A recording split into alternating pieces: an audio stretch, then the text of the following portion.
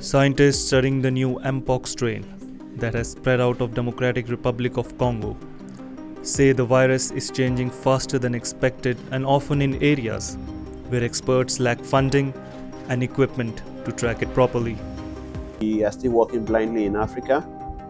We don't have the required knowledge about Mpox, natural history, transmission dynamics, risk factors of Mpox, and essentially you need to understand your context. You need to understand your disease for you to develop or design preventive strategies against such a disease.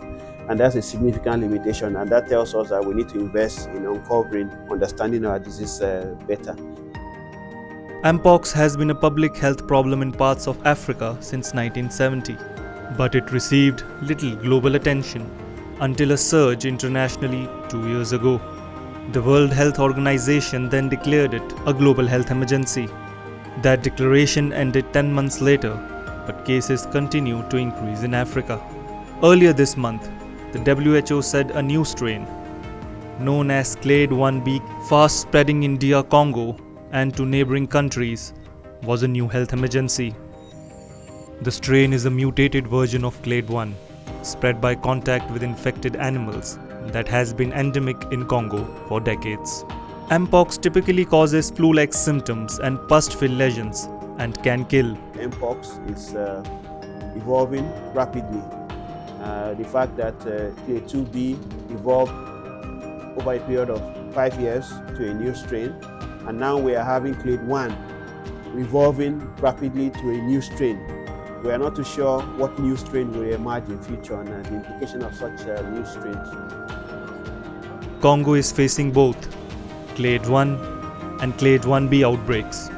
There have been over 18,000 suspected cases and 615 deaths this year, the World Health Organization says. There have also been 222 confirmed clade 1b cases in 4 African countries in the last month, plus a case each in Sweden and Thailand, both people with a travel history in Africa. The mutated versions, clade 1b and 2b, are spreading often through sexual transmission, and that's a worry. I'm concerned because this is now a sexually transmitted infection, and we have seen how sexually transmitted infections can spread in Africa.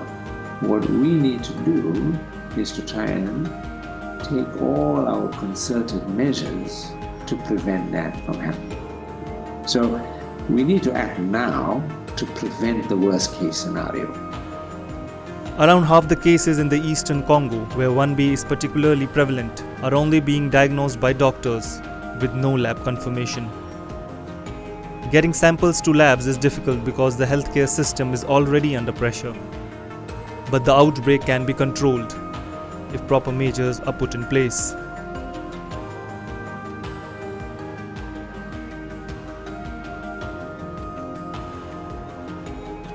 Let's just be quite clear here. Many countries in Africa have a tuberculosis problem, and tuberculosis is controlled exactly in the same way. It's case identification, contact tracing, and vaccinating and monitoring and treating, giving prophylaxis to contacts. So this is not rocket science. We do this for other infections. And so we can do it for Mpox.